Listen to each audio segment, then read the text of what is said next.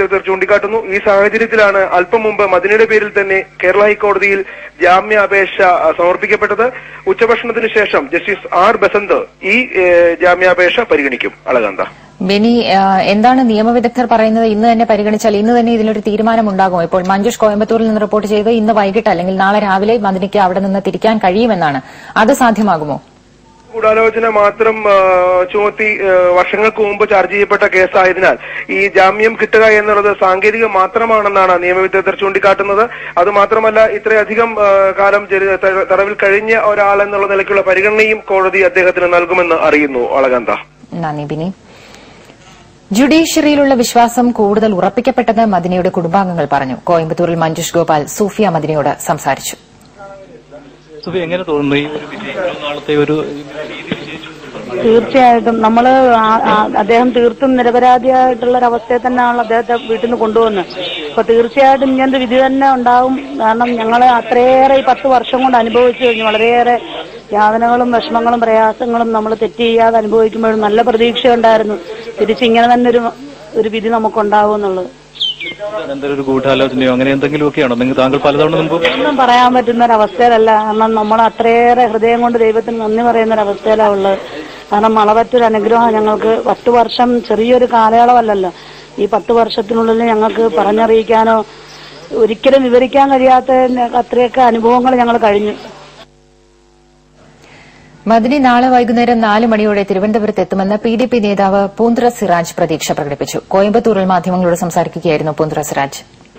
അബ്ദുൽ നാസർ മദനി കോയമ്പത്തൂർ ജയിലിൽ നിന്നും മോചിതനായാൽ അദ്ദേഹം റോഡ് മാർഗം കേരളത്തിലേക്ക് പോകുന്നതല്ല. അദ്ദേഹം കോയമ്പത്തൂരിൽ നിന്നും നാളെ ഉച്ചയ്ക്ക് 12:45 വിമാനത്തിൽ തിരുവനന്തപുരം എയർപോർട്ടിലേക്ക് വരികയും തിരുവനന്തപുരം എയർപോർട്ടിൽ വൈകുന്നേരം 4 മണിക്ക് നാളെ എത്തുന്ന അബ്ദുൽ നാസർ മദനി അവിടെ വെച്ച് കേരളത്തിലെ മാധ്യമപ്രവർത്തകരുമായിട്ട് മുഖാമുഖം ആശയവിനിമയം നടത്തുകയും അതിനുശേഷം തൊട്ടടുത്തുള്ള തിരുവനന്തപുരത്തെ ശംഖുമുഖം കടപ്പുറത്ത് പൌരാവലി ഒരുക്കുന്ന സ്വീകരണ സമ്മേളനത്തിൽ അദ്ദേഹം സംബന്ധിക്കും. മദനിക്ക് മോചനം ലഭിച്ചത് സന്തോഷകരമാണെന്ന് മുഖ്യമന്ത്രി വി എസ് അച്യുതാനന്ദൻ പറഞ്ഞു. സാഹസികമായ സമീപനങ്ങൾ ഒഴിവാക്കി സമാധാനപരമായ പ്രവർത്തനങ്ങൾ മദനി തുടരുമെന്നാണ് പ്രതീക്ഷയെന്നും മുഖ്യമന്ത്രി തിരുവനന്തപുരത്ത് പറഞ്ഞു. അദ്ദേഹത്തിന്റെ സമീപനത്തെ ആശ്രയിച്ചാണ് അത് നിൽക്കുന്നത്. അദ്ദേഹം ഏതെങ്കിലും ഒരു പ്രത്യേക രാഷ്ട്രീയ സമീപനം എടുത്തിട്ടുള്ളയാളല്ല. അദ്ദേഹം ഓരോ കാലത്തെയും സ്ഥിതിഗതികൾ മനസ്സിലാക്കിയിട്ട് നാടിന്റെ പുരോഗമനപരമായിട്ടുള്ള വശങ്ങൾക്ക് മുൻതൂക്കം നൽകാനുള്ള സമീപനം ഓരോ ഘട്ടത്തിലും അദ്ദേഹം എടുത്തിട്ടുണ്ട്. അദ്ദേഹത്തിന്റെ ഉദ്ദേശം എന്തു തന്നെയായാലും ചിലപ്പോൾ അത് പാളിപ്പോവുകയും ഗവൺമെന്റ് അതിന്റെ ഫലമായിട്ട് പലതരത്തിലുള്ള നടപടികൾ അദ്ദേഹത്തിന്റെയും പാർട്ടിയുടെയും നേരിലെടുക്കുകയും ചെയ്തിട്ടുണ്ട്. അതെല്ലാം ശരിയാണെന്ന് ഞങ്ങൾക്ക് പറയാൻ കഴിയില്ല.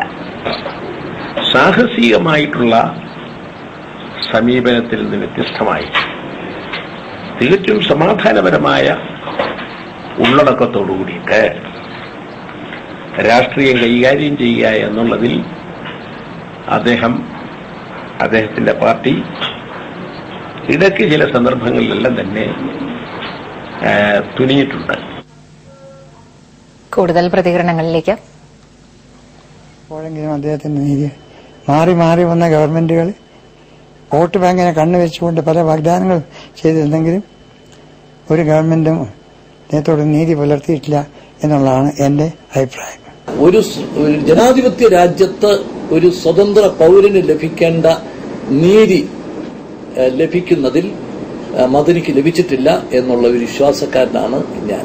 മദനിയുടെ ജയിലിൽ പോയതിനു ശേഷം ആദ്യമായി അദ്ദേഹത്തിന്റെ മോചനത്തിനെ കുറിച്ചുള്ള ഒരു വലിയ റാലി എറണാകുളത്ത് ഉദ്ഘാടനം ചെയ്തത് ഞാനാണ്. അന്നു മുതൽ ഇത് അദ്ദേഹത്തിന് ഈ ആരോപിക്കുന്ന കുറ്റം അദ്ദേഹം ചെയ്തിരിക്കാൻ ഇടയില്ല എന്ന് ഉള്ള വിശ്വാസം കൊണ്ടാണ് ആദ്യം മുതൽ അതിനോട് ഞാൻ സഹകരിച്ച് പോന്നിട്ടുള്ളത്. മദനിയെ കുറ്റവിമുക്തനാക്കിയതിൽ വളരെയധികം സന്തോഷമുണ്ട്. വൈകിയാണെങ്കിലും അദ്ദേഹത്തിന് നീതി ലഭിച്ചിരിക്കുന്നു. വിധി സ്വാഗതം ചെയ്യുന്നുവെന്നാണ് വിവിധ രാഷ്ട്രീയ കക്ഷി നേതാക്കൾ പ്രതികരിച്ചത്. അവരുടെയും പ്രതികരണങ്ങളിലേക്ക്. ഒരു വിചാരണ തടവുകാരനായി കഴിയേണ്ടി വന്ന ശ്രീ മദനിക്ക് ഇത്തരം ഒരു വിധി ലഭിച്ചതിൽ ആദ്യമേ തന്നെ സന്തോഷം രേഖപ്പെടുത്തട്ടെ.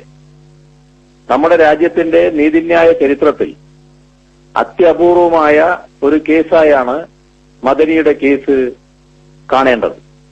കുറ്റവിമുക്തനാക്കിയതിലും നിരപരാധിയായ ഒരാള് രക്ഷപ്പെട്ടതിലും സന്തോഷമുണ്ട്. ഞങ്ങൾ മുസ്ലിം ലീഗ് എന്നും എടുത്തിട്ടുള്ള സ്റ്റാൻഡ് അത് തന്നെയാണ്. രാഷ്ട്രീയ ഡിഫറൻസ് ഉണ്ടെങ്കിലും ഈ ചെയ്തത് ശരിയായില്ല. അതുകൊണ്ട് തന്നെ കുറ്റവിമുക്തനായ സന്തോഷമുണ്ട്. പക്ഷേ അദ്ദേഹത്തെ ഇത്രയും കാലം ജയിലിൽ ഇട്ടത് എന്തിന് എന്ന ചോദ്യത്തിന് ഇത് ജുഡീഷ്യറി തന്നെ അവർ തന്നെ മറുപടി പറയേണ്ടിയിരിക്കുന്നു. ഇത്രയും ക്രൂരമായ ഒരു സംഭവം എന്റെ അനുഭവത്തിൽ ഒരിക്കലും ഉണ്ടായിട്ടില്ല. മദനിയോട് ചെയ്ത പോലെ ക്രൂരമായ, അതായത് ഞാനെപ്പോഴും ആ നിലപാടുകാരനാണ്. അതായത് മദനിയെ വളരെ ചെറുപ്പകാലം മുതൽ എനിക്ക് പരിചയമുണ്ട്. അദ്ദേഹം ഒരു തീവ്രവാദിയോ ഒരു ട്ടവനോ ആണ് എന്ന് ഒരിക്കലും ഞാൻ വിശ്വസിക്കുന്നില്ല ഞാൻ പറയുകയും ചെയ്തു. കോടതിയിൽ നിന്ന് കിട്ടുന്നത് കോടതി നീതി തന്നെയല്ലേ? കോടതിയാണല്ലോ അത് കൊടുത്തിട്ടുള്ളത്. കോടതിക്ക് സ്വന്തമായിട്ടുള്ള അഭിപ്രായങ്ങളൊന്നും ഉണ്ടാവില്ല. കിട്ടുന്ന തെളിവിന്റെ അടിസ്ഥാനത്തിലാണ് കോടതി വിധി പ്രഖ്യാപിക്കുക.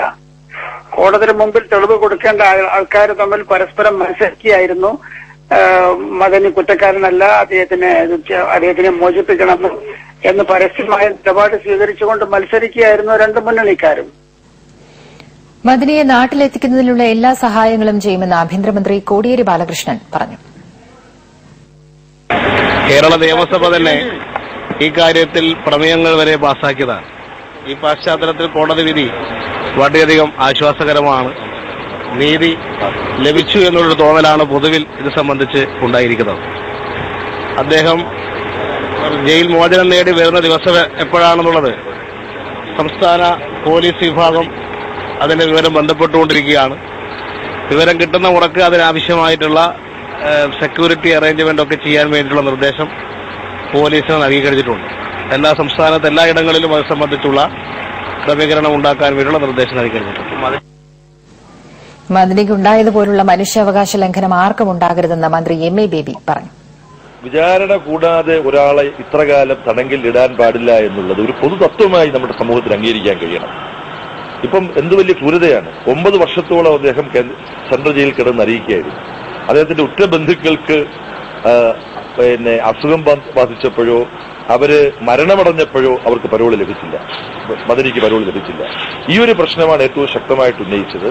അതുകൊണ്ട് നമ്മുടെ നീതിന്യായ സംവിധാനത്തിന്റെ തലപ്പത്തിരിക്കുന്നവർ, ഇന്ത്യയുടെ ചീഫ് ജസ്റ്റിസ് വളരെ മാനുഷികമായി കൂടി നീതിന്യായ പ്രശ്നങ്ങൾ കാണാൻ കഴിയുമെന്ന് എനിക്ക് ഉറച്ച വിശ്വാസമുള്ള നമ്മുടെ അഭിമാനമായ ചീഫ് ജസ്റ്റിസ് ശ്രീ കെ.ജി. ബാലകൃഷ്ണൻ ഉൾപ്പെടെയുള്ളവർ ഇതുപോലുള്ള അനുഭവങ്ങൾ ശ്രീ മദനിക്കുണ്ടായതുപോലുള്ള ഒരു ഭീകരമായ ദാരുണമായ അനുഭവം ഭാവിയിൽ ഒരു വിചാരണ തടവുകാരനും ഉണ്ടാകില്ല എന്നുറപ്പാക്കാൻ എന്തു ചെയ്യണം, അതിനെന്ത് നടപടികൾ എടുക്കണമെന്ന് ഗൌരവത്തോടുകൂടി ആലോചിക്കേണ്ടതാണ്. കോടതി വിധി തികച്ചും നീതിയുക്തമായതാണെന്ന് കാന്തപുരം എ.പി. അബൂബക്കർ മുസ്ലിം